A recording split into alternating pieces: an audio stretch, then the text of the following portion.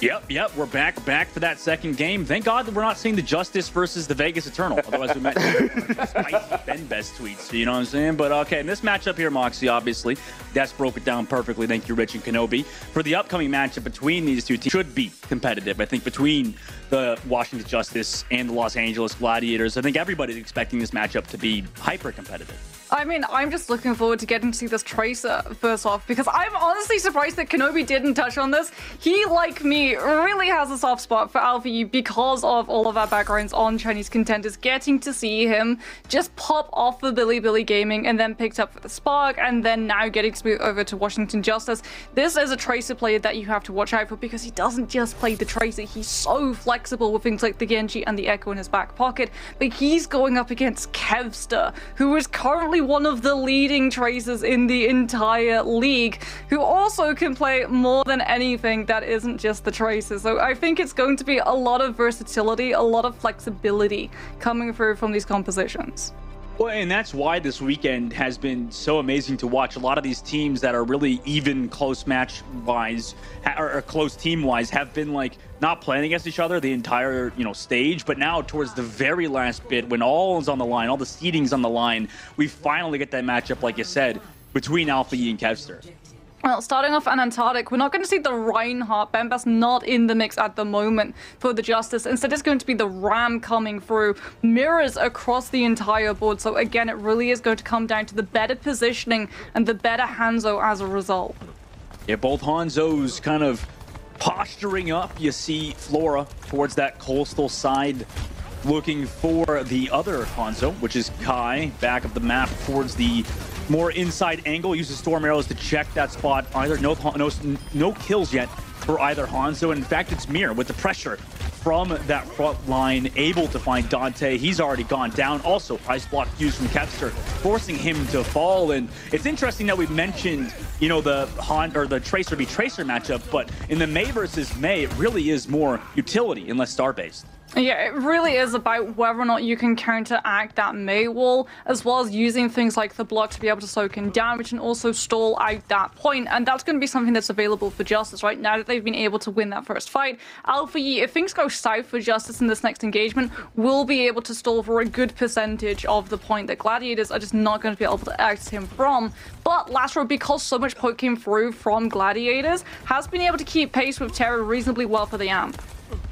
Los Angeles Gladiators coming through from the front of the ship will move on into the middle, drop that barrier to maybe zone off the backline. Alpha E playing around Mir where it seems like Dante's Mei, Kevster playing on a different angle. Amplification Matrix used from the Justice in a defensive angle. Gladiators disengage it, now drop onto the side with their own Amplification Matrix, but Flora through the Amp Matrix connects onto Kai. Dante, though, did trade it back. Mir falls, so you don't have that point presence either once he's gone. Making sure that flip comes through for the Gladiators now is just Dante, now able to pummel onto that backline to get up to that 5-kill streak and take that point back. Yeah, getting to play with Funny Astro's Lucio as well. The speed in full swing so that Dante is able to use those pummels, catching onto all of those members of Justice stuffed up in that such small space as they try and disengage as cleanly as possible. Kevs are going to have that Blizzard as well for Gladiators to be able to use. It's going to significantly alter how Justice are able to approach this next point, as Flora doesn't really want to go for that full steal off the ground.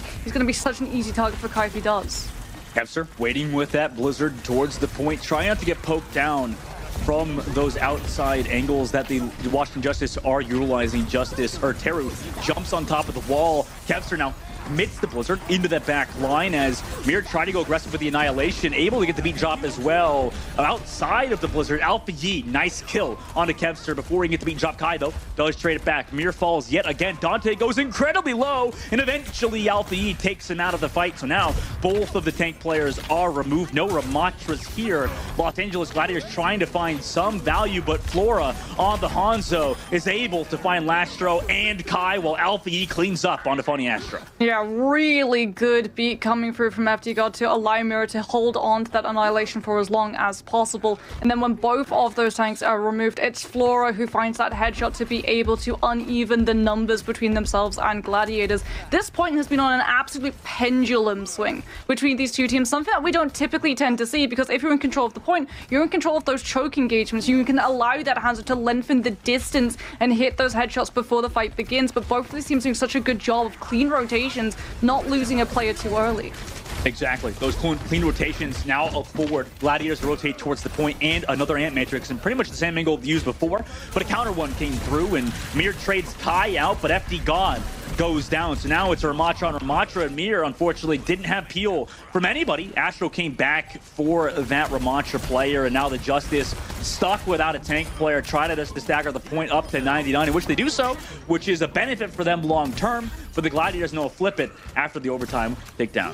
The pendulum swing once again in motion, swings towards the east, and Gladiators will be in control of this point. Kai approaching that Dragon Strike as well. Flora sitting on his. The problem for Justice is that they're going to have to use it to potentially try and split Gladiators, so they're not able to find value off of Kai being able to do the exact same to Justice as they make this next approach onto the point. They're just sitting back at the current moment. Justice playing, or deciding where to go, rather, maybe trying to confuse Gladiators, but they still enter that front of the ship again. Flora still sitting with that Dragon Strike as well. Immortality was used early from the Justice. We have to pay attention to that cooldown because Kai has his own Dragon Strike. Flora sneaking around the back, drops the Dragon Strike as he knows that Glad's go aggressive and picks off Funny Astro. What a Dragon Strike from him. Teru also connects onto Dante as the Los Angeles Gladiators are in full dismay. The rest of the Justice now regroup around the point and will capture it off of a phenomenal Dragon Strike from Flora. Oh my goodness, that's why you have to mark the Hanzo if you know that Dragon Strike is available. Justice literally reveal everyone but the Hanzo in that engagement, baiting Gladiators into thinking that they have the upper hand. Justice are coming around the coastal side of the boat, so Gladiators for Kevster and Kai are just free to be able to primary spam down that distance. As we can get a look at the replay, he's got the Sonic out already. He knows exactly where Gladiators are going to be playing from. Funny Astro is the one that gets hit by it first, and the lamp just isn't in position. Lastro's so far away from his Lucio that he's just not able to throw it down in time to be able to save him before Funny Astro is already taken out, and he just has to go for the 1v1 duel. Nice job from Flora so far. Very impressed with this Hanzo play. Different compositions though, Moxie. Look at this already coming out of spawn. Well, there's the Winston dive that we were expecting to get to see. Mirror onto that, Teru onto the Ana to be able to build that Nano boost as quickly as possible. But the big difference is actually going to be DPS. Flora and Alfie going for full commit to the dive. Kai playing displacement, trying to keep Lastro alive. The hack came through with Dante, but is able to jump back. Mir also trying to get some peel from his team. Does have Teru off on that off angle. On top of the wall, just getting those heals onto Mir. You know, able to jump there from the box, just gives his team a lot of that backline presence and gives him some good angles. FD God goes incredibly low, but he's got the support of the backline. Nade still available to Astro, and the rest of the Glads now drop towards the point, while the rest of Justice kind of play around it, waiting. Are they going to give the point? Nope. Looks like Alfie's touching last second, but they're taking some damage every time they do so. Nice nade connects onto Dante. Shirley is going to force him back. No! He just full dies. I don't know if he had jump cooldown or what. Alpha Yi connects onto Dante with the rest of the Justice, and Shirley with that pick onto Dante. The Glads will not find any more value and have to back up. Yeah, Kai's hacked as well, taking even more pressure from the follow-through from Justice, who are going to be able to claim that first point and really make it hard for Kai to be able to infiltrate back into these angles on that Ashe to pressure Teru down, because look at where this Ana is playing from. He's super aggressive at the moment, playing off on those high ground angles, but if he does take pressure from the Ashe, he's going to actually be able to just move ever so slightly to his left, breaking out of line of sight and cycling back into that Ana heal. Oh my god, a sleep dart came through onto that dive with a nano boost, and Alpha Yi finds Dante again, who came through and touched the point. Dante, unfortunately, not having a great time on the Winston so far. Justice, only one ultimate used and a pulse bomb in that fight. Now have a pretty solid advantage. Flora's going to have the EMP, is already in the backline too. He's passed the spy check. He is detected for a moment and has to actually translocate out as a result. But he's still just going to be there ready and waiting for Lasher to make the move and initiate into this next fight with Nano. EMP, anti-grenade. Dante doesn't get the heals from the nano boost and falls immediately again. But nice sleep dart eventually is going to run out onto Mir. It was a good connection from Lastro, but now it's just Mir running freely on this point. No Dante in sight. Bob, though, does come through, kind of a bit of a tank in replacement for Dante. Gives Glads a good opportunity in this fight, and they do have the rally, so a lot of ultimates committed. FD God used his own rally, but now in a retake position, they have to deal with these aggressive nades from Lastro, who can just use these defensive nades to keep his team in it. Dante also commits the Primal Rage to connect onto FD God, who had to back up. Kai finds Mir as well in that same fight, giving him that flip. Nice bob from Kai to open things for them. But this could be a very fast flip in the next fight. Justice still equipped with a nano boost to be able to push Mira aggressively onto Gladiator's backline, and Lastro a little bit further away from the nano is not going to actually be able to put it onto Dante to be able to peel for the Ana. Instead, it's going to come down to Kevster to try and find this pulse bomb attachment. Flora gets poked, but does get healed up immediately. Backs out of there with his own translocator. Mir now walks towards the point, get the nano boost, jump for the high ground of Kai, who went aggressive to find Teru. So that's a nice pick for Glads, but is it worth it to lose Kai? We'll have to see. Eventually, Mir has to jump out after his bubble cooldown is utilized. Glads regrouped on the outside. No point flip either. They just want to wait for Teru to come back. Yeah, 100% worth it. You trade that every single day of the week. Teru had used the nano, but without that Ana, Mira just doesn't have the confidence or heals to be able to push onto Gladiators, and as a result, they're ahead in terms of ultimate charge. The problem is that Flora has the ultimate to take all of those options away from Gladiators. EMP is in play. Yeah, but Flora was scouted out by the side of Kevster, who did a great job walking on that left flank.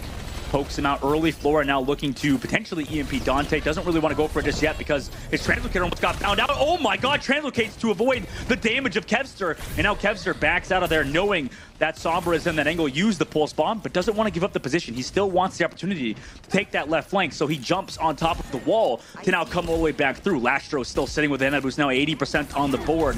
Entering nearly classified territory, and EMP connects with Teru's Ancient Grenade and Alpha Yi onto Funny Astro, the back line. Lastro trying to escape with his life, potentially might get staggered here from Alpha Yi. Looks like he is. And 85%, this is going to be a rough recontest now for Glads. Yeah, Gladiators were able to steal a lot of percentage though, because Flora was found out so many times in trying to set that EMP up. Gladiators have been able to cycle towards 84%. The problem is, are Justice going to allow them to come back into this engagement, because Alfie is just guarding every single possible entrance to this point. They did touch. Eventually, Kevster does recall, though, and he's going to fall. He got hacked. So eventually, Dante comes back, but they're down a member. Has that Primal Rage ready to go, but Mir's still using his. So with the ultimate advantage, you would think the Justice are in a pretty favorable position. The rally on the point, though, from Funny Astro. No support ultimate committed yet for the Justice either until now. The Nano comes through on the Kai. Kai tries to equalize it, build up that Bob. Nice pocket from Astro, but Dante is removed. Bob is not being built. 94, 95%, but Astro is removed. Everybody else is gone, and the Justice will win on map number 1.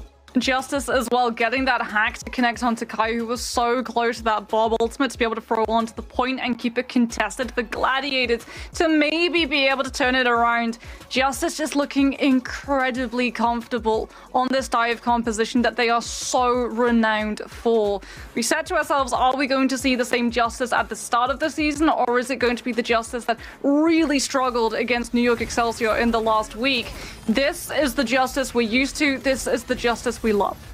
Yep, exactly. I mean, they look amazing so far. Good for them to take that map number 1. Obviously, I think standout, Moxie, was Flora. Round number 1 onto that Hanzo, really able to find a lot of that value, and then also, you know, Teru and Mir combining on previous maps. I think they're looking a lot more cohesive than they have in previous weeks. Is that fair? Yeah, it's not just the fact that he's playing that Hanzo really well on Icebreaker, it's also the fact that when he's playing on that Sombra, he's drawing so much attention towards that backline, trying to figure out where the Sombra is. Because remember, Kai was on Hanzo for Icebreaker, not on Hanzo for sub-level, which means no Sonic, no way of catching the Sombra out of stealth. Instead, it just comes down to old-fashioned spy check, and that significantly ate into the amount of poke that they were able to output. Interesting decision making. We'll have to see if they run different compositions on the next map, which will be Hollywood after a short break.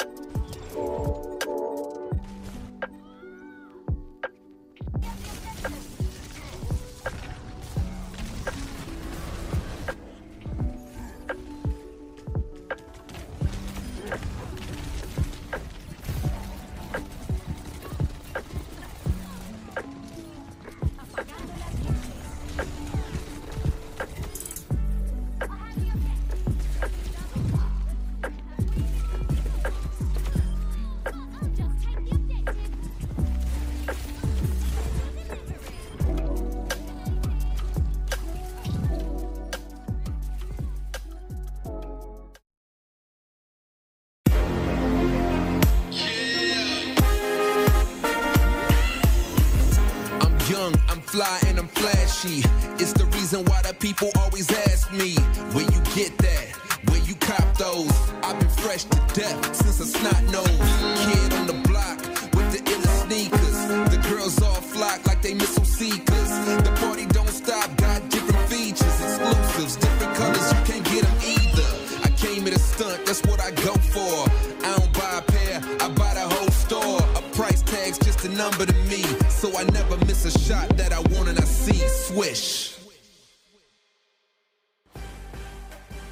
Hello, everybody. Welcome back to this exhilarating matchup where Flora obviously did do a bit of a carry job there with the glasses emoji from the Justice Twitter. Appreciate them.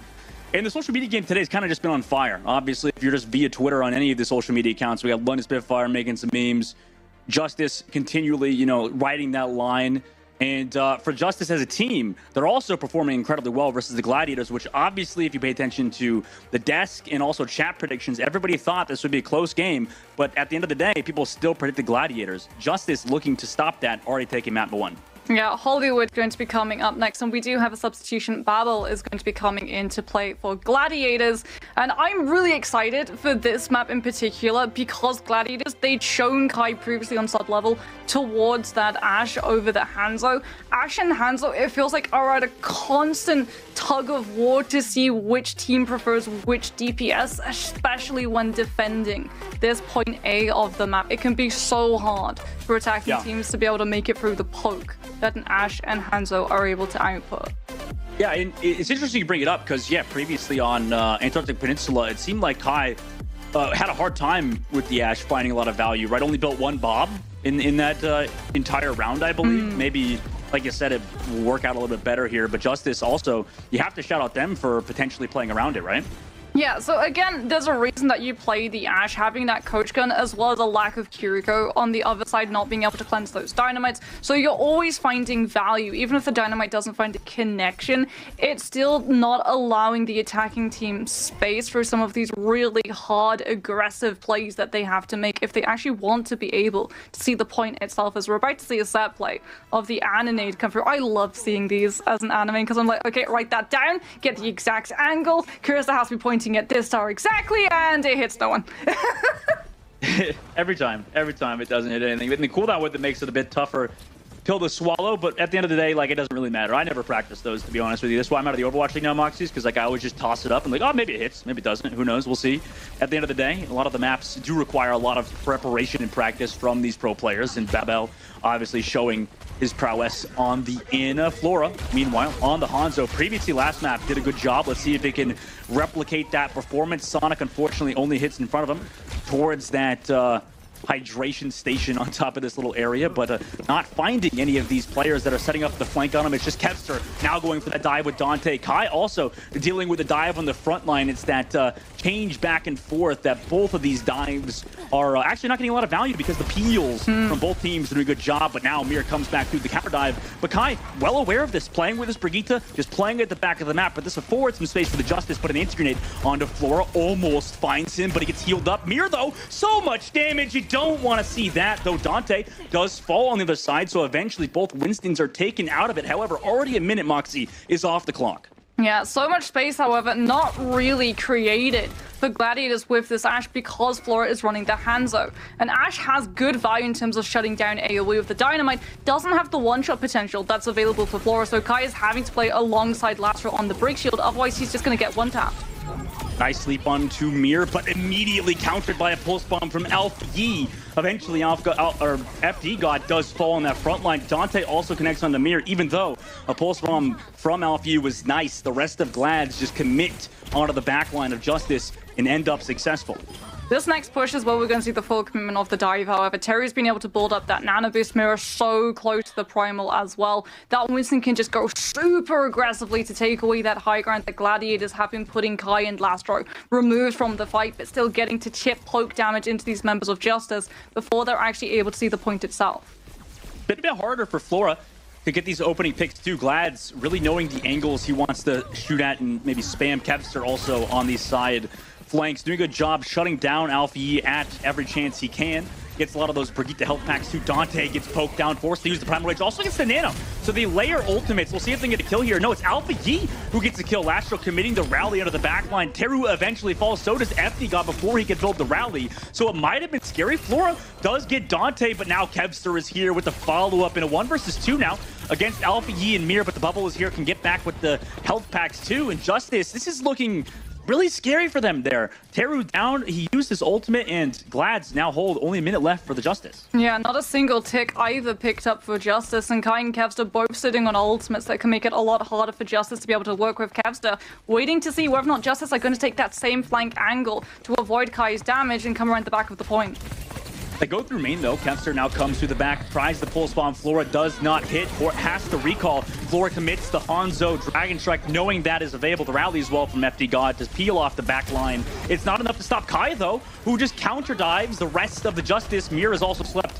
Has to commit the Primal Rage. Only 38 seconds left. Flora did find Dante, also onto Babel. And now, this is what we like to see. On the previous maps, Flora was the one to pop off for the Justice. Really gives them this first point. Already 2-6. It's not over just yet. The Justice, or the Glads, could recontest last second. We'll see if they do so. Yep, Kevster comes through with the point, has to recall, but it's a bit too tight of an angle once it gets up to once it gets that high in terms of the tickage. Dante now has to back out with his life. Yeah, Kai had unfortunately already thrown the Bob out in the fight prior, so it was down to Kevster to blink in, and as a result, when he has to recall out, no one else from Gladiators is actually able to throw themselves onto the point in time, so they prioritize holding onto this high ground so they can have a bigger impact in this next fight, as opposed to potentially losing that high ground and losing the value that Kai can bring, as well as allowing Babel a safety ledge to perch on.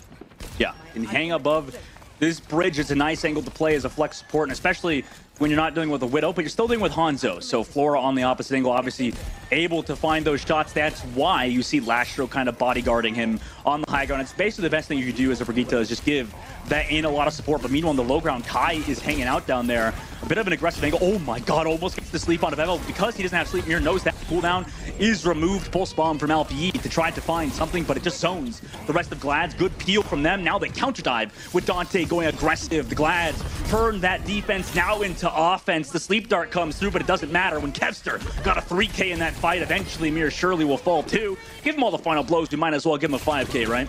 I mean, Gladiators had such a good change of gear as well. They give up that ground, acknowledging that Teru's nano boost from Mirror is coming out first, so they allow Justice temporary control of the high ground. The second that they see that the nano boost is gone, out comes Babel's nano boost onto Dante, and Justice are pushed off of the high ground back onto the low, and right back into poke phase from Kai, who's so close to the next Bob.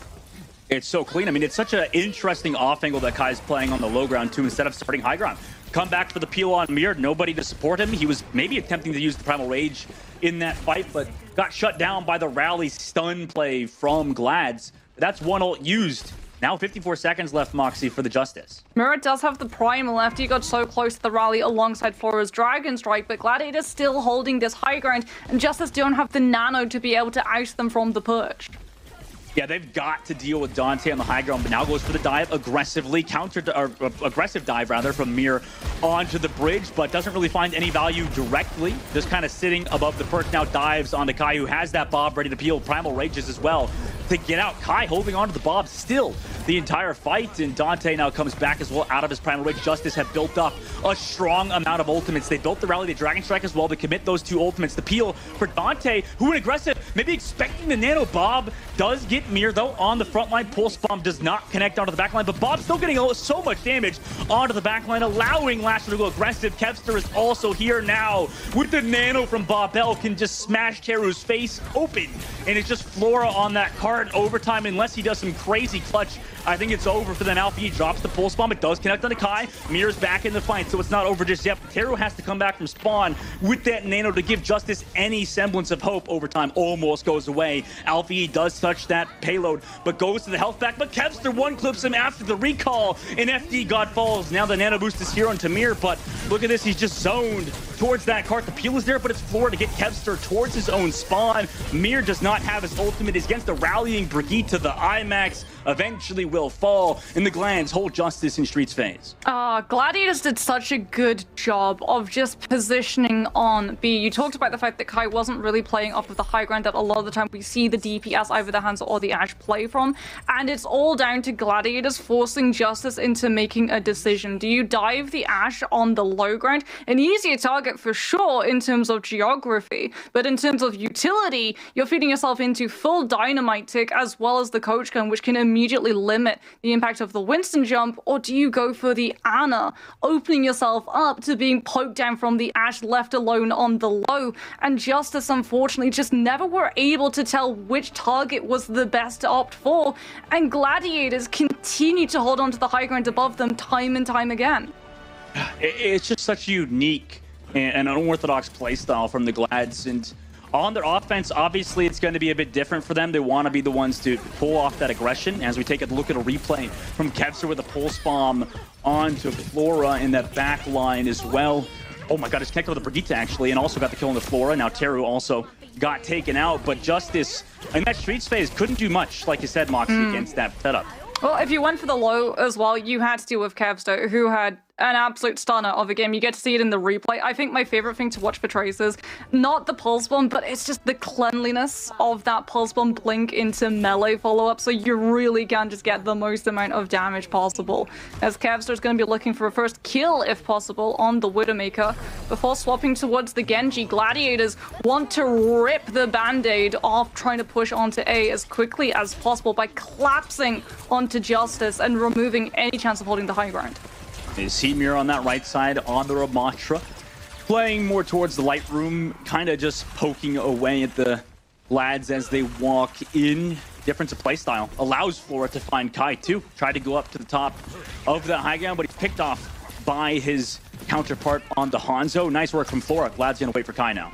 Yeah, they have to. They need to wait for Kai because he's the one that has to deal with Flora. If Flora is left alive on the high ground, he's going to be able to storm arrow through Dante's Winston bubble, and Gladiators aren't going to find the safe engagement that they're looking for to keep Babel alive. I like this, taking some proactive angles on the left side, maybe looking for a dive as well with the Genji, immediately sonicking to know where that backline goes. Flora already taking some pressure, needs some support from FD God on the inside. Alpha, he already built up a pulse bomb, by the way, Dante. Anthony that goes incredibly low, but has that support. Kai not able to find the shot. Good movement so far from Flora to try to counter Kai. Also, Alpha E's here with that pulse bomb at the top, but it's Babel to find Teru on the backline. Pulse bomb does not connect either. Gives him that opening pick, also throws out the nano boost. I mean, just perfect ANF gameplay from the Glads. Eventually, though, Mir does pummel down Kevster. Great counter dive from them. Maybe he's going to give them a recontest here last second. Justice definitely want to try to tap onto it. You can see them hiding in the sidelines, just waiting for the right time to move. Zone comes out. They have to go now, and it is the nano boost to make sure that Mirror can tap. Nice job. Nice sleep onto Mir, though. Now the nano comes through onto Mir. The dive from Dante. Soft dive. Tries to get the high ground, but he doesn't have any support. No ultimates anymore because Babel used the nano earlier on. Nice work from Mir. Recontest for Justice is successful. Yeah, Mirror's going to hold on to Annihilation, Flora the Dragon Strike too, and that means that they're going to be able to sit on those two ultimates so that Gladiators aren't able to hit the emergency panic button of Kevster's Genji Blade to finally be able to pick up this last tick. Waiting for that blade, like you said, and they also have 4 ultimates ready to go. Lastro with the rally. Meanwhile, FD God going to have a rally of his own in a bit. He's at 85% early dive from Dante. Just a bit of a soft dive, actually, to build to just get some space, rather, towards the bottom of the point. Oh, Flora! Oh my god! Deletes Last Rose shields and then gets the headshot with the Storm Arrow. I mean, what do you do? No ultimates. You're just done as the Glads have to reset again. Silver lining for Gladiators, waiting this long means that Nano Boost is about to come online for Barbell. But I mean, Justice, they're just finding these picks time after time after time. Hollywood A is just so punishing if you wait and hesitate for that moment to strike, especially if there's a Hanzo on the other side looking for that one pick necessary to win the fight immediately.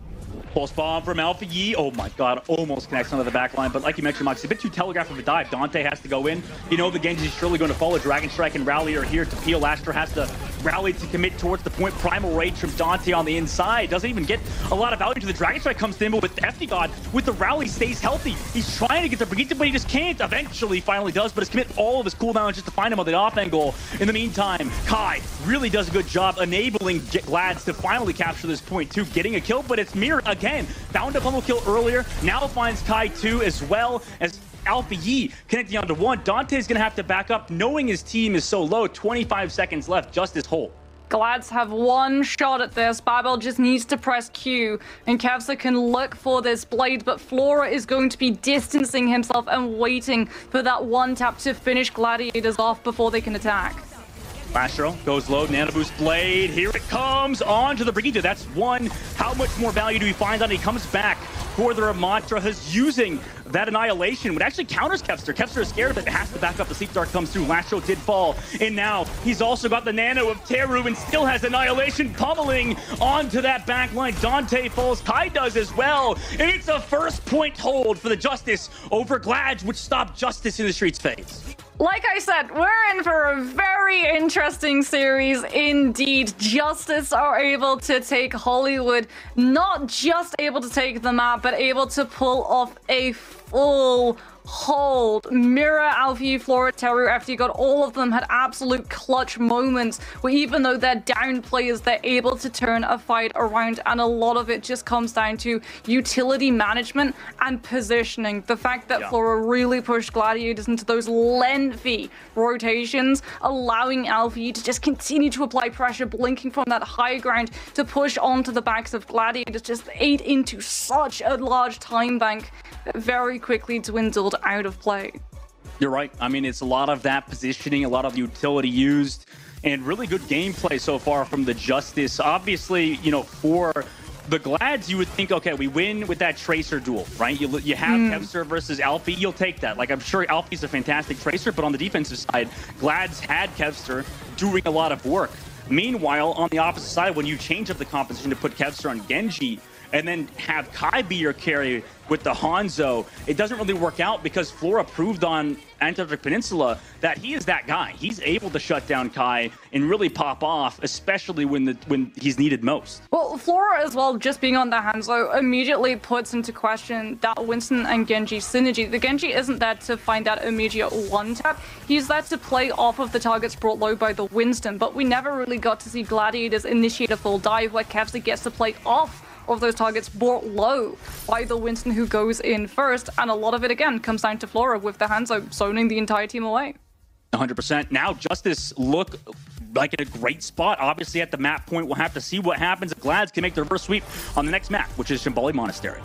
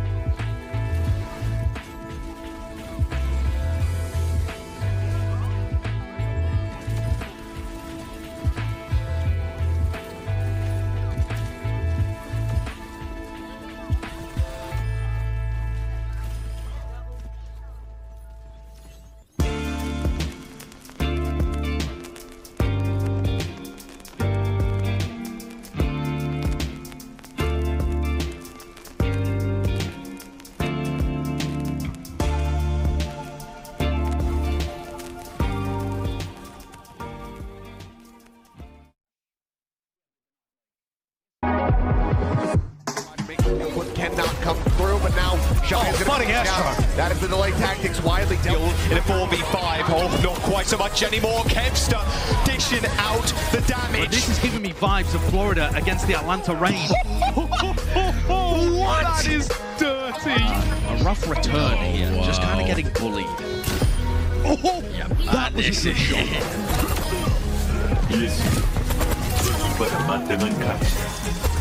Oh, wave hello, maybe goodbye to the rest of your team, Decay, because Lastro's on the field. Nano Zen just to keep him alive. rolling, trying to keep everybody alive. And Hydron, oh boy, punched into oncoming traffic. Dante shuts him down.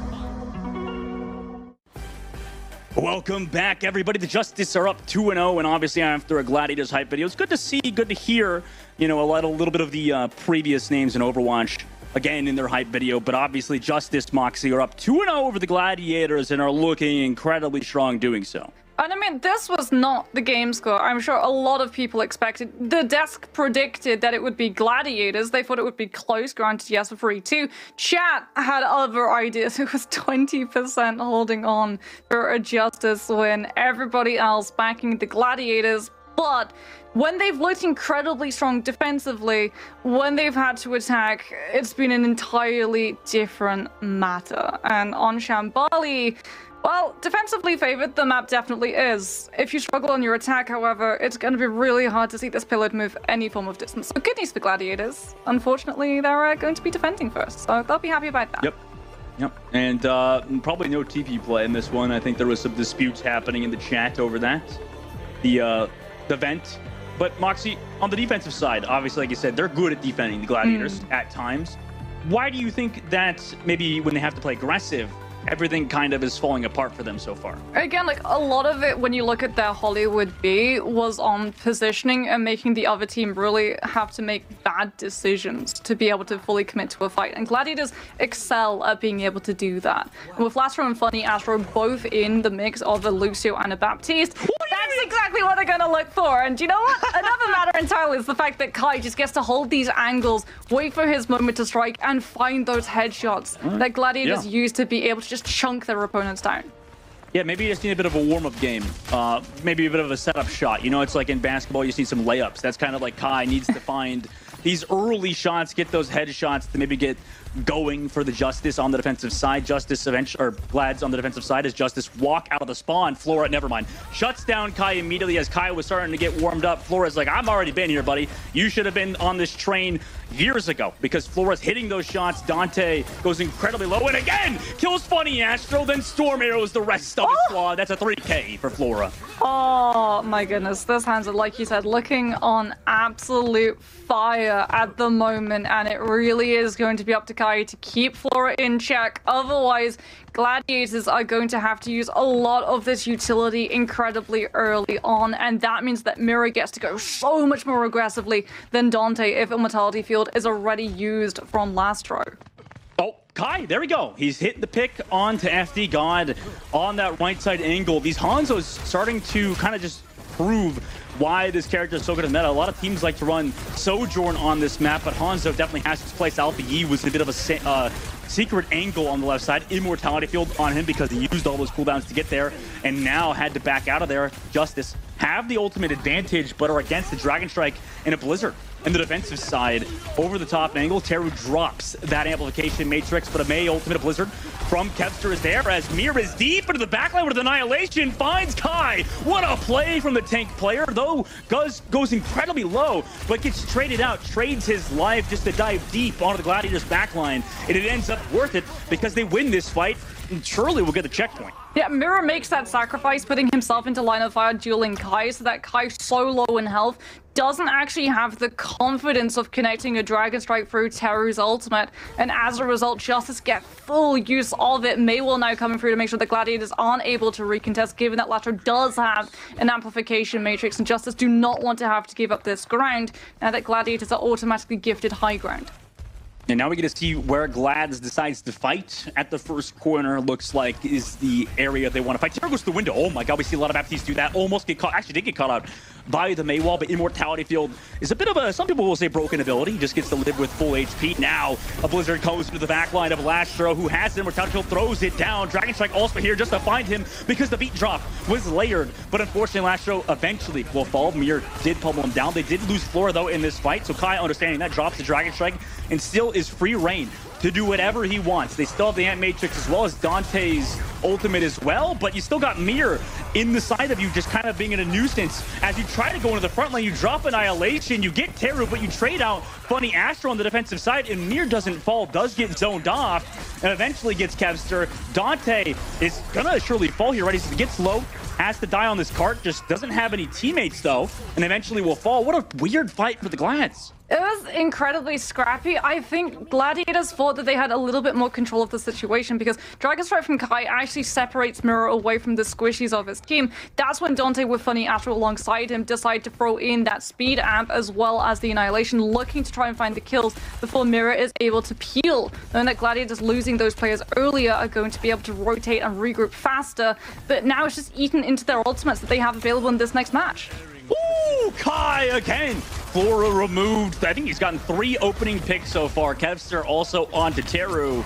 I mean, that's exactly what you want to see out of Kai so far for the Glads. They do at least one more team fight win. 2 minutes and 30 seconds. Nice 3K for Kai. It's just, he makes it look so clean, and now he's going to make it look so dangerous. He literally gets such a good angle, but Flora, every single time we talk about Kai, Flora just comes in and proves that there's another Hanzo in this lobby, and it has been an absolute seesaw between both of these Hanzos in terms of who's coming in with those first picks and allowing the team advantage. Yeah, unfortunately for Justice, Funny Astro could just run back to spawn, but now Kai, Sonic Arrow at his positioning kind of given away. Doesn't have a lot of support there. Ant Matrix in the main Maywall here. Kai again, Alpha E, FD got removed. Also still has the Dragon Strike, but surely doesn't think he has to use it as the Immortality Field falls. 3 kills for him, and like we said, maybe Kai just needed some time to warm up. I mean, how many kills does this man have? He's going crazy. Another fight seen off from the side of the Gladiators, another push on the high ground for that angle of Kai to try to find these picks to come through on the respawning members of Justice. This is the problem that we encounter time and time again on Shambali. When there is a Hanzo in play who's hitting these shots after shots, you have to go for the longer rotations, and they're going to go for the even longer one. It's not the middle, it's the full wrap around the back. Yeah, they go all the way around, like you said. Have the Blizzard ready to go towards that cart, swap through. We saw this in the Vegas Eternal match previously, where they rotated all the way around on the cart. The Dragon Strike, though, from Kai, and Mir actually stays in it for a bit too long. Kai through the left side window actually picks off Flora. Nice job from him to find that opening kill, and now you have ultimates for Justice. Do you decide to commit them? Looks like the answer is no. Kai again finds FD God. He is no longer in the fight. I mean, you're not going to commit ultimates for Justice. You're hoping for just a quick one, as you have 40 seconds left now to cap out. And the problem for Justice as well is that because they went for that longer rotation, yes, they held on to ultimates, accepting that it was a fight loss for them. They're losing time. They have one last push left, and Gladiators are holding on to so many zoning ultimates. All they need is just sit back and wait for Justice to be out of seconds, as they have no choice but to go up through main into the gauntlet that is going to be Kai's shots. Yeah, and sit back. They choose to do so. In that window, Kai's still looking for that duel with Flora, making sure both Hanzos are well aware of it. They ping him out, but Kai is aware that he knows Flora's looking in that window, just jumping over the top side. Still has Dragon Strike. Beat drop enables him to drop the Dragon Strike as well to go aggressive, and actually picks off Kai. Nice work from him to take out the Hanzo on their side as a beat drop was committed. Ant Matrix is here, and Dante's Annihilation seems to be finding value, but he's stuck in a Blizzard from Alpha Yi, and the rest of the Justice clean up on Gladiators on this point to give them this third checkpoint. No snowball ultimates, however, available for either teams. Kai, a little bit away from the Dragon Strike, should be able to build it up definitely before Flora, if he's able to land some of these poke arrows to come through onto the members of Justice, as they're just having to spam into the respawning side of Gladiators, so that payload picks up the most amount of distance entirely uncontested, as due to that slowdown on B, Justice don't have a lot of time to work with. They go through that main. They're already at that choke point, and like you said, not a lot of time to work with. 1 minute left see if they try to take a fast fight. Really, in this neutral game, both Hanzo just looking for that opening pick, but it's Mir again on the Ramatra. I mean, he showed up earlier in the matchup, now coming alive late as well. Immortality field here, Alpha Yi with the walls. I mean, it's just Kai to go down the floor as well. Really clean fight for Justice without ultimates. Gladiators holding on, knowing that they do have the Dragon Strike and Justice are so close to the overtime, but it is so risky because Flora is going to have a Dragon Strike of their own. It's going to come down to whether or not he can find these opening picks onto Gladiators, as they have no choice but to throw themselves out into the open, and they walk into the May wall. They do want to nail, but now the Dragon Strike comes into the payload. Teru comes for that left angle. Dante goes incredibly low. Dragon Strike on the cart to zone as well. Immortality field removed. So Dante goes low and doesn't have a lot of that support. And Flora, well aware of that flank from Kai, shuts it down. 2 kills for him in this fight. And now Gladiators have no ultimates, and they're out of members as well. Justice will cap out in overtime, and you can see the excitement on the side of Justice and Flora in particular. I mean, I'll repeat what I said earlier on. Gladiators on defense look incredibly strong when they're in control of the space prior to the fight starting. When they have to actually re-engage after they've lost that initial setup for Kai to already have control of the angles, it's almost like we watch a different team entirely. And Justice, by being able to win that fight previously and coming with something like the Maywall to really force Gladiators into contesting the payload first and going for the kills and setting Kai up second, allow Flora to have far more control in the DPS duel. Yeah, I mean, great teamwork. And like you said, it seems like Glad's having trouble holding onto that space. But in the meantime, they're on the attacking side. Maybe they can rely on Kai a bit more here, Moxie. Maybe just hope he gets these opening picks. I mean, we know, everybody knows this played against any Hanzo one-shot Widowmaker comp. You're just like, okay, just pray my Hanzo gets kills. Like, Flora is able to get these kills. Kai at moments was, but it really was. Look at the shot. Oh my, what a... Is that luck or is that skill? I don't even know, to be honest, as somebody that doesn't play Hanzo. I'm just going to say that's luck. That's what Astro's probably saying to cope with that shot, honestly. I mean, funny, Astro's body doesn't hit the ground until after his primaries have actually almost connected onto Flora. That is how fast that Hanzo shot came out the second that Funny Astro revealed themselves playing for that poke around that wall. As Gladiators now going to be on the attack, and this is traditionally where they've struggled in this matchup. Yeah, I'm just going to go out on a limb and say nerf Hanzo, okay? Just hashtag nerf Hanzo. Anyways, Gladiators walk out of the spawn. Dante runs towards that payload, turns into that humble form. Astro gets his revenge, finds Flora. Maybe we got to nerf Lucio. Nice shot from him. Kai as well, regrouped with his team, could just look for that off angle and takes out Mir as well, as Alpha E surely is going to fall too. Usually, a lot of these teams just want this first fight because there's not a lot of good angles to take a fight at, so Justice are going to get cleaned up. Yeah, really good forcing of Mirror to use that shield incredibly early on so that Kai, like you said, is able to take that off angle and still pressure the members of Justice who are behind it. And they're stuck in a really rough spot. They either go down to the Hanzo poke or they have to go straight into all of the other players on Gladiator's side, as Kai's been building up that Dragon Strike far faster than Flora. Yeah, sitting in a very aggressive off angle now, double jumps towards his team as Kai. Flora is looking for him on this left side, throws the Sonic out to make sure nobody's in that room, as well as the cart is pushing up the ramp. Lads want to walk forward. They send Dante through the main. It forces Alpha Yi's ice block as well, knowing Kai's in this right side angle. Flora's trying to fight it, but in the meantime, on the front line, Lastro connects onto FD God. They do not have the Lucio anymore. They're building up towards the window. Come through in that right angle, but a nice immortality from Lastro to keep them healthy as well. Ant Matrix from Teru to try to sustain, wait for FD God to come back. You have the immortality field. He's here in this fight, so it's totally even so far, but a Blizzard onto the point surely is going to connect on Tamir. No immortality field to save him. Fantastic ult use from Glads to capture point A. Still holding on to ultimates for this next fight as well to be able to snowball Justice, so that Justice aren't able to find that same ground that Gladiators were able to slow the payload to such a devastating degree as we headed into B. Alfie does have Blizzard. Mirror's going to be able to use Annihilation as well to potentially catch on to all of the players of Gladiator side if they do get frozen up by it. But that's 2 ultimates invested. I'd far prefer to see them cycle through and wait for things like the sound barrier to be burnt out first. Ooh.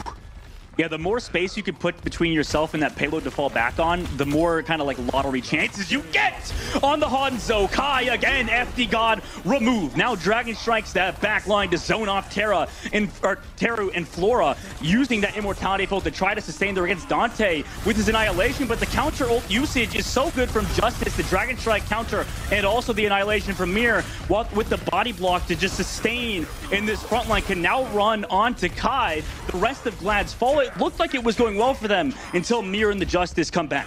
They tried to beat to save Dante so that he was able to out-sustain Mira with annihilation, but the Ram doesn't actually receive the heal, and as a result, Justice are able to chunk him down while Mira gets to remain standing, as Teru now is looking incredibly dangerous, so close to the Ant Matrix, and win control as well of that space, as we see Gladiators forced into taking the same rotation that Justice did, knowing that a Hanzo who's hitting these shots is in play, because if you don't take the rotation, exactly that happens.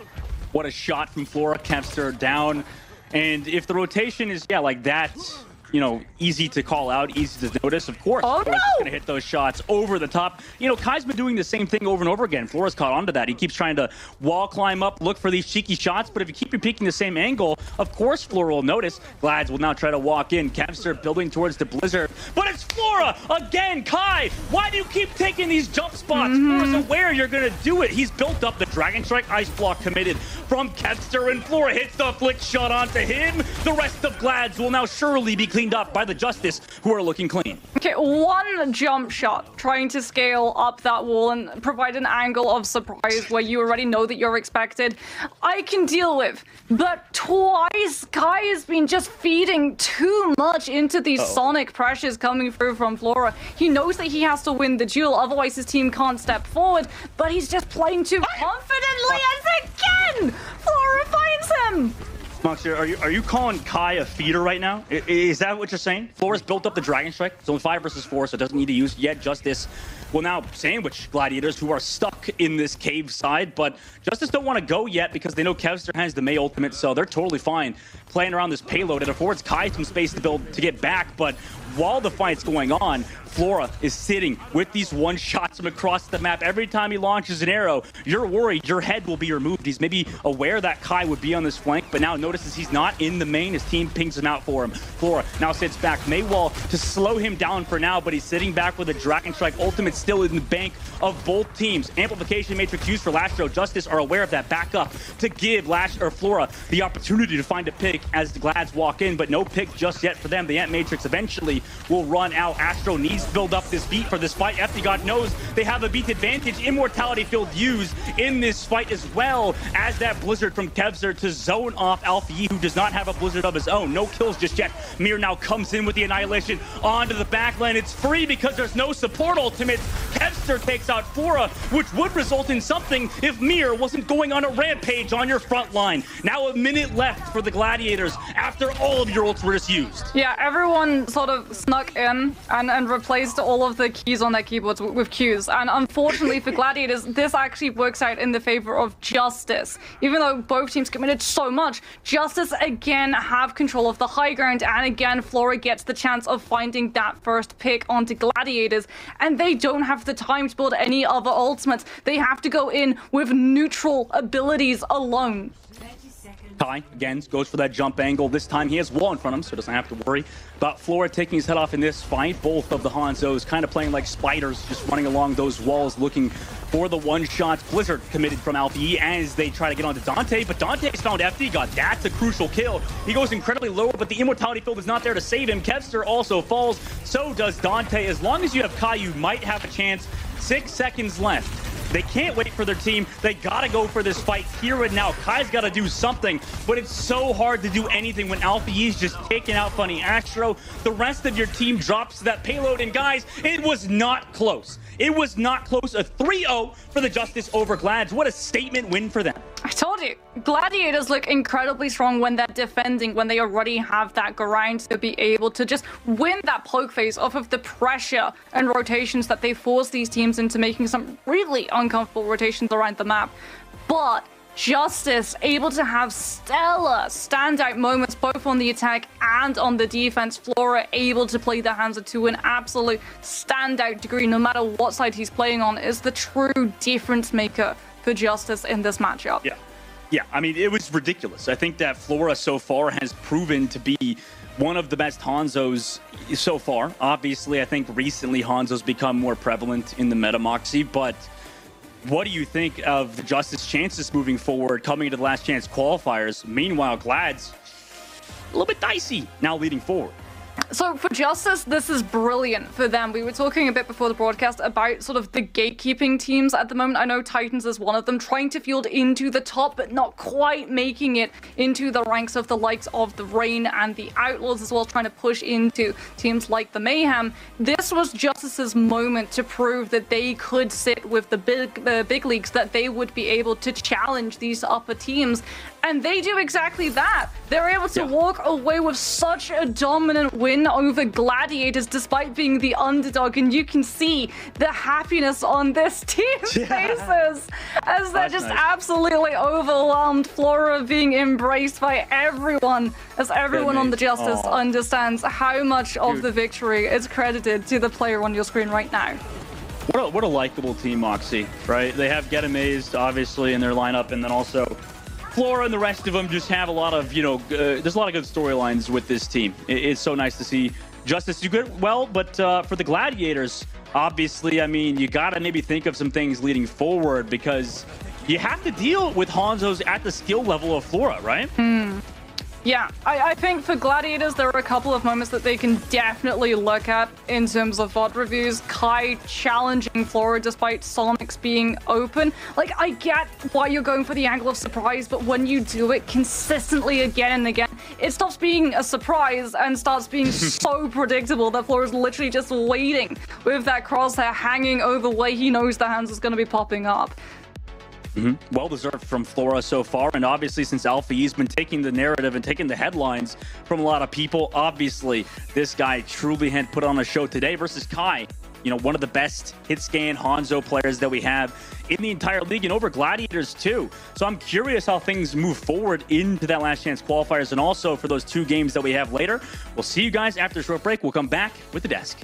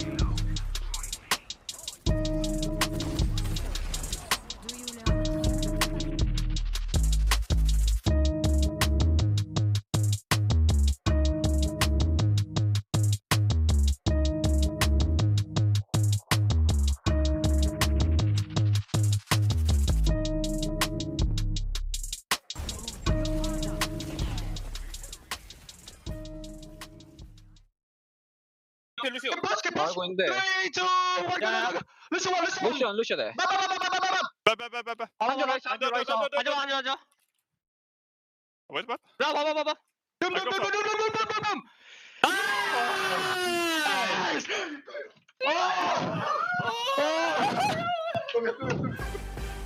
We have now seen quite an eventful match, my friends. I mean, that's coming back with a vengeance, Kenobi. This looked like a completely different team. I feel like than what we saw on Friday. That was not the same team that loaded into that server against the New York Excelsior. This was a completely different and utterly mind-blowing performance from the Washington Justice. What a way to come back. Start to finish. I mean, we can definitely acknowledge that, with that tweet that we had earlier today. Okay, well, Prod, we know. We thought it'd be close. We did say we'd be close. We were off by 1 for Washington Justice, but you were right on the Gladiator side. They didn't get any. We said it'd be close, and it was not close. It was just the other side. No, it was, yeah. We'll allow that to bask and just... we had to do him. Yep. Full credit to Get Amazed too. Yep. I love what we saw earlier, like when Get Amazed made that tweet and said, shameful performance. What we saw from New York Excelsior against New York Excelsior won't happen again. This is the best way to put your money where your mouth is. This was an impeccable performance from the Washington Justice, especially going up against a team that is very capable, like the Los Angeles Gladiators, which is one of those teams that's kind of middle of the pack. They're not really at the top tier, but they're kind of towards the top of the tier after, the big boys. And Washington Justice came in and just punched Gladiators in the mouth. Yeah, definite change of headspace. They really did come out from start to finish, honestly. There wasn't ever a beat that was skipped. There was definitely some play out the gate from Gladiators, but once it started to get into that momentum shift and you really had Washington start to take advantage, they never let go. They had a firm grasp of the entirety of this series. Which was my question going into the series, because Washington Justice, I talked about this in the before we talked about this match, they are the best team in Overwatch League in getting those first picks, but they were never really able to secure team fight wins after that, right? Their team fight win percentage after first picks was 45%, right? Yeah. That's not really great when you're getting these picks so heavily at the start. And this match, it looked much better for them, right? Every single time they were getting these first picks, they were instantly going in. They looked so crisp and clean, cleaning up these fights. And that's something I really want to see from the Washington Justice, and they showed it in spades in this match. Yeah, and just even outside of that, after those initial picks, the way that they've been able to continue taking advantage of it, never really, again, allowing Gladiators to gain a foothold. They were always just playing behind the 8 ball. They were never in a sense of, stability that they could feel strong to go back into this. And if there was those attempts, like was mentioned on the cast, trying to peek, it's a little too risky. You find yourself getting punished and just constantly getting shut down from it. Yeah, and I think the thing about this matchup too was that the Gladiators, they have all of these really good players, and we know how prolific the DPS lineup is, but someone who I think deserves a ton of credit and who has probably not gotten as much as they have been throughout the entirety of this season so far was Flora. Flora was absolutely playing out of his skull piece, bro, today. I mean, every single shot that he was on with Hanzo felt like it was going to hit the head of someone else on the Gladiators. And you can see kind of Flora's stats here entering this week and how good they've been, how much they've potentially flown under the radar as a Hanzo player, right? Second in solo kills per 10. I mean, Flora has been kind of more of the Scottie Pippen out of these two DPS because of how good, right, we saw Alfie playing and how good Alfie has been statistically and just dynamically for this team. But today, this is one of those moments where I think Flora really showed their stuff, and against some very fierce competition on the other end. Kai is no slouch when it comes to the Hanzo, but this was a Hanzo absolute masterclass from Flora. It felt like every single time there was a pick coming first, it was coming from Flora's Hanzo, and there was just nothing the Gladiators could do. I mean, we saw Kai try to ego a couple of times, did not work. You cannot come at someone who's playing at such a high level like Flora, and you have to, if you come at the king, you better not miss. Yeah. And someone who was not missing, Flora. Flora did not miss a singular beat. Well, and the thing we've also talked a lot about with Gladiators too is that Kai has allowed Kevster to really be enabled. And since that's constantly being picked up, you don't get that opportunity for Kevster to do what we've seen repeatedly. And even with Kevster, there were, a little slip-ups here and there. It wasn't as proficient as we've seen before, but you can see everyone hugs him from this. Everyone's hugging him. This moment after the game, they all felt absolutely elated. I mean, that's Get Amazed, coming to hug. I mean, it was a carry performance from Flora, and I think that the Gladiators, for them, it felt like there was this kind of I wish I would have seen a little bit more in terms of like switching off. They played like a lot of Ashe, and I think that it was very much like they were trying things. But this, I still want to give full credit to the Washington Justice and to Flora. I mean, this was just an amazing performance from them, and I think that like going forward into the Last Chance qualifiers, great momentum. 100%. And with us being able to see their performance 3-0 dominant, we do get a chance to have an interview as well. Extremely excited to have you here. Hello, my friend. Can you hear me okay? How are you feeling after that? Yeah, there we go. Hello. You gotta be feeling great. You have to be feeling great. Thank you for asking. Yeah, absolutely. So, okay, Kenobi, you had one that you wanted to get out the gate to go right with how this panned out. So I just want to ask you, because it feels like your team is so good at getting those first picks, right? I think it's one of the things that like defines your team, whether it's Flora, whether it's Alpha, you two even sometimes, you know. How has that kind of with your team affected your level of play? And like, is it something you rely on Flora and Alpha getting these picks and then just instantly turning on a dime and going for those kills? I think we have a problem together against Nixo. Like on Friday, that we struggled to focus together and play together as a team, and that's why Amay said it was really disappointing from us because we know we can play better. And yeah, I'm sorry for the fan that watched that match on Friday as well. Well, I mean, you may be apologizing, but we can tell right now with the performance that you had today and the way that you have been able to have a 3-0 score against Gladiators, who a lot would say is, you know, a real challenge. You proved yourselves, like, commendable, to say the least. Made up for it. Made up for it, for sure. Absolutely made up for it. That's an understatement. So, you know, another one for you is, you know, being, you know, a DPS player by trade and, you know, transitioning onto, you know, this tank role. How has that been for you, Mir, specifically, and, you know, as you develop alongside with Ben Best? I think it's really hard because I'll be honest, my monkey is not great. So we try to lean toward the more off tank, and we just try and make it work as much as possible. Awesome. Okay. Oh, all right. I mean, it worked today. It was really good today. It did. Just overall performance. Again, we cannot compliment enough the way that you performed. Both Kenobi and I will be able to take a little bit of the shade because we did not have you as the victors, but you sure proved us wrong. A lot of those out there wrong. Effort. And you know, you truly was. A team effort. Well, thank you so very much, Mir. We really do appreciate your time. Looking forward to seeing how things continue to go moving forward. And again, great job today. Thank you so much. We'll try our best. Thank you so much. There you go. Thank you, Mir. Yeah.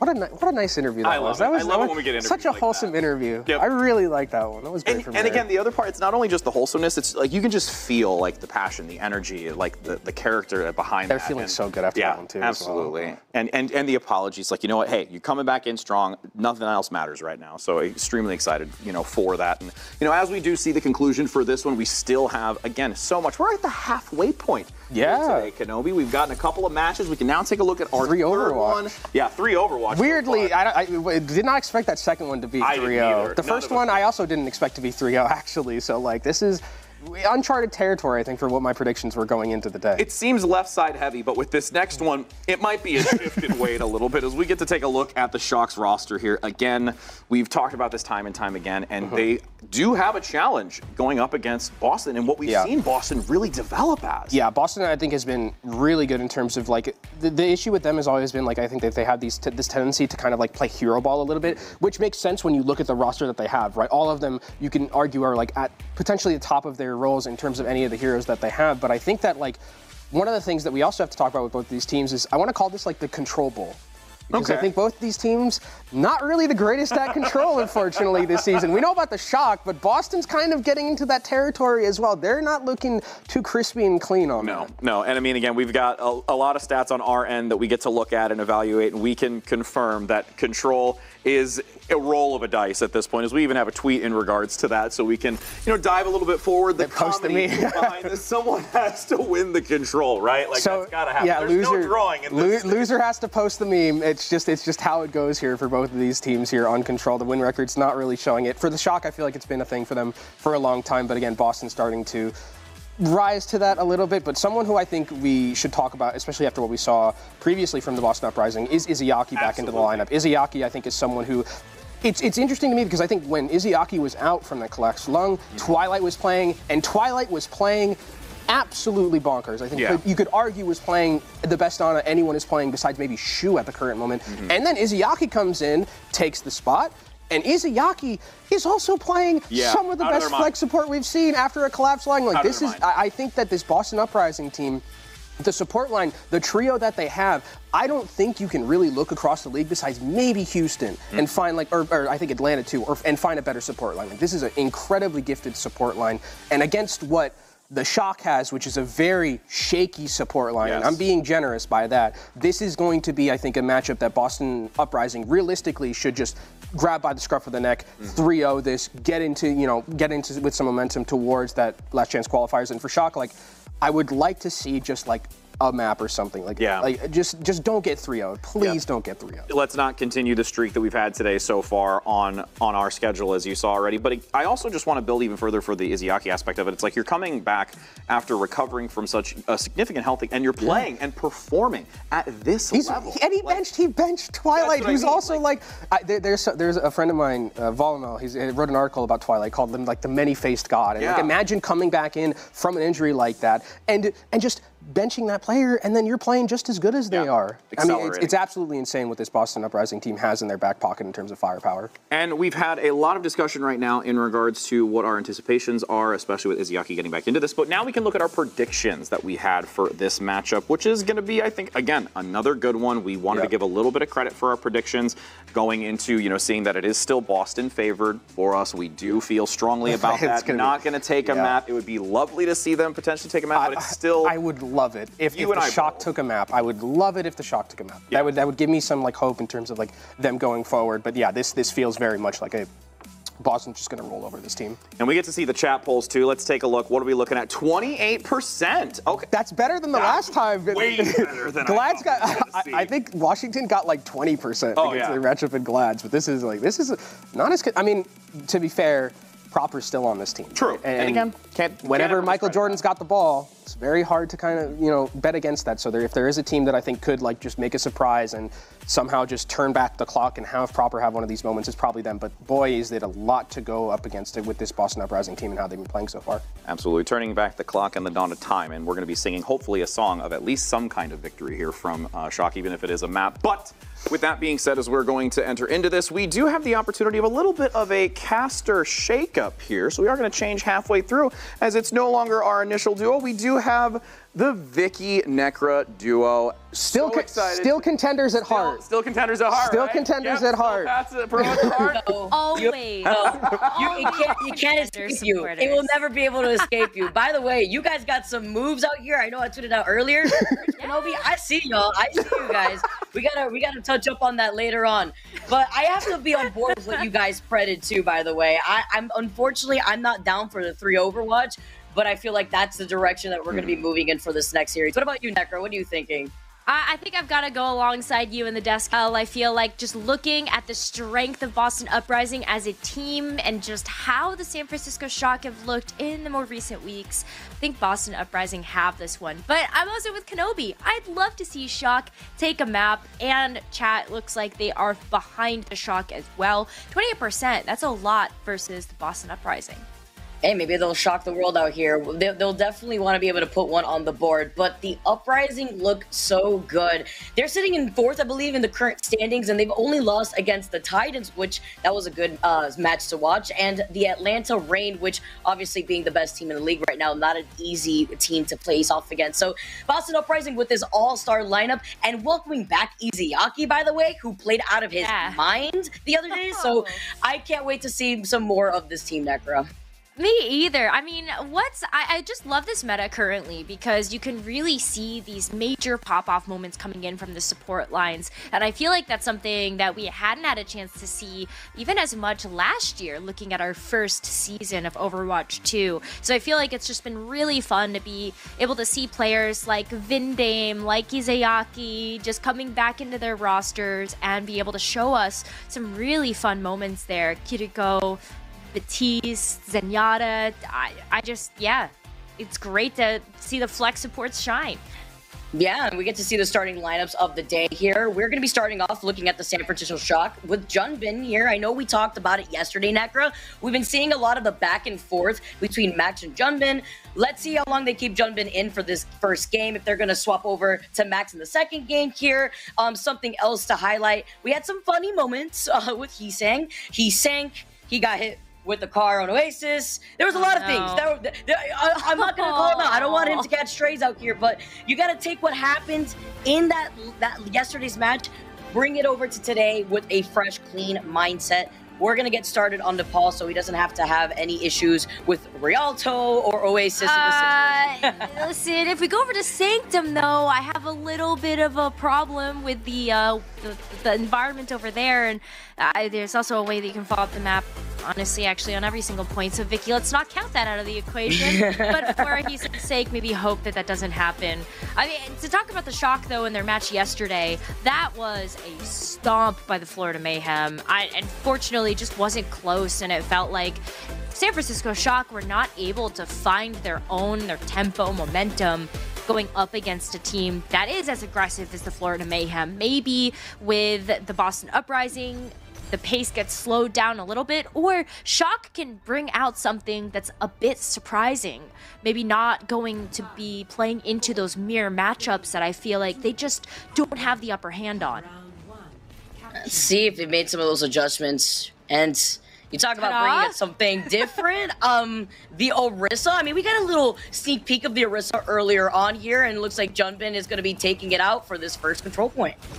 Orisa is one of those tank heroes we haven't had a chance to see a whole lot of, but even when you saw the Atlanta Reign against their match earlier on this weekend, they got thrown off by a little cheeky Orisa strat there. So maybe this is exactly what the Shock need, a little bit of a surprise factor. Junbin's just going behind enemy territory right now. I don't necessarily like that he's playing away from his team at the moment, not holding down the front line, but he did get that translocator out of the way from Birdring, so you know that you've gotten a little bit of a saving grace there. And already the point going in favor for the Shock, but they did lose out on Vindame, which is another issue that we've highlighted before. Always losing out on Vindame first has been detrimental in starting off these fights. And this is the space that Uprising are just going to give to the Shock for right now before they try to regroup on the point. Decay getting flowed all the way back. Currently see Proper sending out that pulse bomb before going in for the reset with the recall to try to re-engage here. But it's the stall that's important because they're going to be able to get some of this extra progress at 20% before the Uprising flip it over.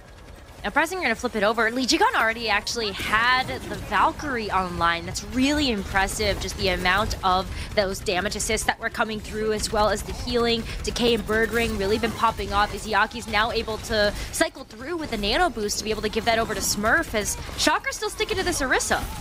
Oh man, Junbin out here spinning the javelin, gonna be able to activate the Terror Surge and catches the backline of Uprising. Smurf is gonna meet them back in the spawn, but Netra, they got some magic they're cooking and it's working with the Orisa. Oh, they're cooking something spicy over here, Vicky, because that is probably one of the best individual moments we've seen from an Orisa in Overwatch 2 Overwatch League so far.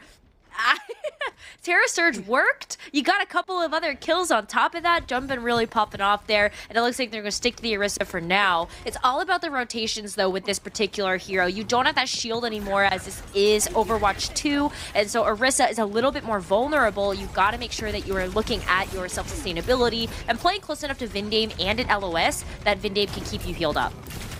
Good point, as we saw Hisan go down while he was about to build up that EMP. The duplicate now online from Decay as Birdring gets hacked. Literally one as he manages to get away. Decay just get booted out of that duplicate before trying to reposition, still on this high ground. Holding hands with Smurf, who also has the primal here. Iziaki's nearing that nano boost. They're going to use that focusing beam to find Finn. The backline in a lot of trouble from the Shock, and they get deleted here. Junbin a little late to the party. He was upset he didn't get his invitation, so with some revenge, he's able to find Decay and Iziaki.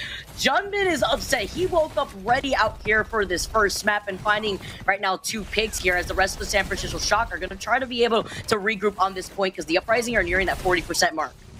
That actually got flipped right underneath the Shock's noses as well. Junbin had to go try to play in that side room, but even though they give up a couple of percentage on the point here for the Boston Uprising, Shock are able to take it back pretty swiftly, and now are really working behind Proper's Pulse Bomb, and this is where Proper Go Kill has to be activated if Shock want to lock down this first point before something like the EMP from Birdring comes online. See if it can be doable. I mean, they're nearing already 95% here. You currently see the nano boost from Iziaki as he does get hacked from Hisang over on the inside. Junbin got taken care of right before he was able to use a Terror Surge. Now, as the Shock forces into overtime, the Uprising managed to flip it from right underneath them. Hey, so Uprising, really nice picks there to be able to try to take that back, but this is where you really start to struggle a little bit if you're the Shock. You don't have the Transcendence online yet. You're trying to race Bird Ring to be able to get that online before the EMP, and Boston at this point have a lot of sustainability to work with too. Rally is up, Primal Rage, and we're entering into that last fight territory here. If Shock aren't fast enough and they can't get these ults out quickly, then they might be in some trouble. Even more important too, the Uprising didn't have that last expensive fight. They really only used that nano boost here too, as Decay does get hacked. He's got the pulse bomb ready like you mentioned, and they're about to get that EMP too, so 4 ults for the Uprising to work with here. My eyes are on Finn to build up this trans and Vindame with the rally, but again, they constantly have been getting pressed by Decay and Bird Ring, as Smurf is going to be able to find Finn. It's going to be able to get that follow-up as he activates the Primal. There's a backline gone from the Shock as the EMP comes out from Bird Ring. He's not letting Junbin go yet. After he made that swap originally from the Orisa to the D.Va, he's going to be able to chase him down as the overtime is taking away. Isn't going to be able to get there in time, and that was all thanks to the Primal from Smurf to just push Junbin away and allow the rest of the Uprising to stall. I was thinking that even with the Primal Rage, maybe even being able to boop Junbin off of the map if you timed it right versus the D.Va boosters. But Vicky, that was still a pretty good round there for the Shock. I loved being able to see the Orisa choice come out there from Junbin. I feel like that was enough of a change of pace here for the Shock to really surprise the Boston Uprising. But I think towards the end of that round, you saw the Boston Uprising really start to wake up here. And Izayaki, again, just having such a great game. This is why we are so appreciative that Izayaki is back here for the Boston Uprising. And these are the pop-off moments that we really love to see coming out from this player. Izayaki came out with the golden lungs out here because he has been putting in the work since he's been back, and he's looking to replicate that in this series right now. Currently getting started. Seeing some changes here as Finn's going to be on the Kiriko. See Izayaki taking that backwards position, trying to isolate proper though off to the right, just giving in some of that communication. Currently see Heesang over on the left side though, getting focused down as Smurf is going to be able to follow up with Bird Ring. That's going to be the first pick in favor for the Boston Uprising, while the point is going to be unlocked. Got the point unlocked here, and Boston Uprising should be able to take this pretty easily unless, Izayaki has something to say about that. Look at the nade that ended up being thrown at the back of the point and really kept Lee Jae-gon up and active to be able to help keep this fight going here. Boston Uprising taking control, and Shock, this is going to be a little tough for them to be able to get into position. These fights are going to go a little slow as you wait for Heesang on the Sombra to try to get behind the Boston Uprising. See, he doesn't get that hack onto Smurf. Decay is going to be able to re-engage right now. Currently C proper building up that pulse bomb while Jumping gets hit with a pretty big ante from Izayaki. He's time taking a nap, forcing him to just relocate. He's got that health pack that he was able to hack originally. Gonna be able to call out Bird Ring on the other side. Playing passively around this point while the Uprising still have control over the point, as Smurf is going to be able to take a nap here. Not only did the sleep land on top of him, but so did Proper's pulse bomb. They trade that as Finn also goes down. Nano boost, letting Proper go kill, and that's what he's going to try to do here with some help from Junbin. They find Izayaki. He goes down without activating the nano boost, and I like the disengage call from the Boston Uprising. They're going to give this space right now over to the Shock. Gonna give it back, but Smurf is right there, just kind of waiting for that perfect moment for those cooldowns to still be active and for the rally to come online. Huge ante.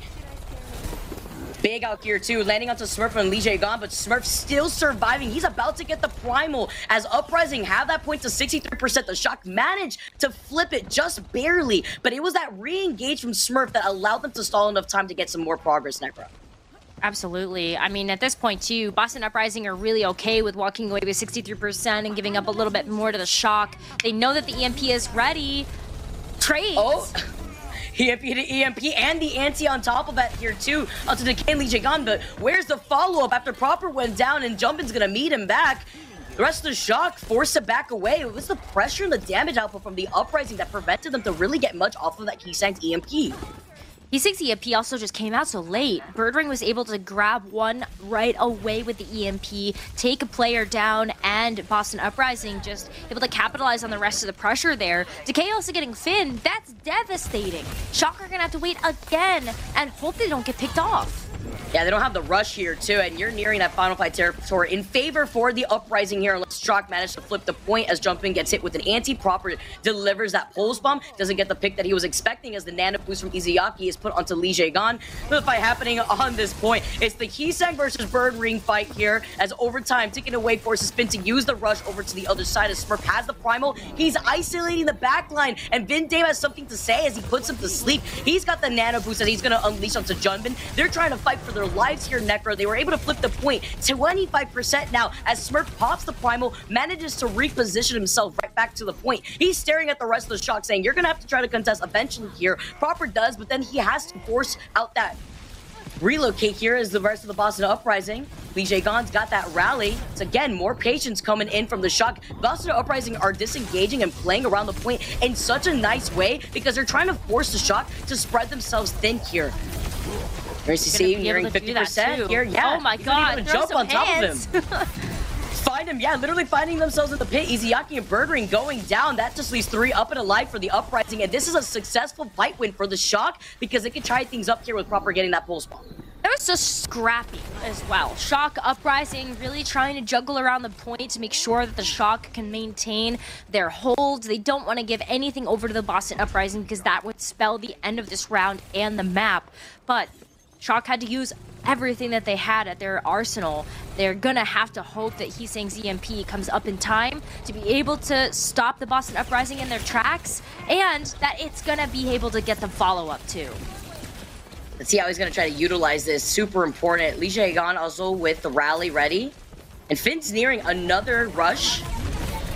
EMP activated, lands into Decay and Smurf. Huge follow-up from Jumpin to be able to find Decay here, but Bird Ring is nearing his own EMP. See if he's going to be able to utilize that with overtime ticking away. 99-96 here, and Lee Jae-gon with the rally, with the nano boost from Izayaki, is going to clear the point and clear the Shock off of it. Boston Uprising take map number 1. I like the celebratory Izayaki jump into the Sanctum pit. That's how you celebrate there. I mean, you did a great job. You gave the nano over to Lee Jae-gon, knowing that Lee Jae-gon was in such a prime position in the front line to be able to take out the Shock.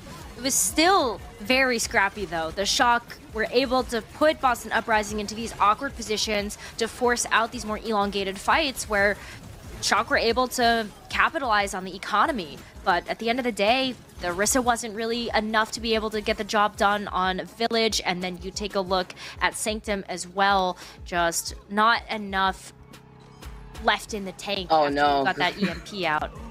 Lee Jae-gon really went crazy. And I think as we talk about the highlights from Lee Jae-gon and Izayaki, we got to look at the difference between what we've seen so far between Finn and Vin Dame. But we're going to talk about that on the other side of this break. Was got map number 2 going on to Hollywood right after this.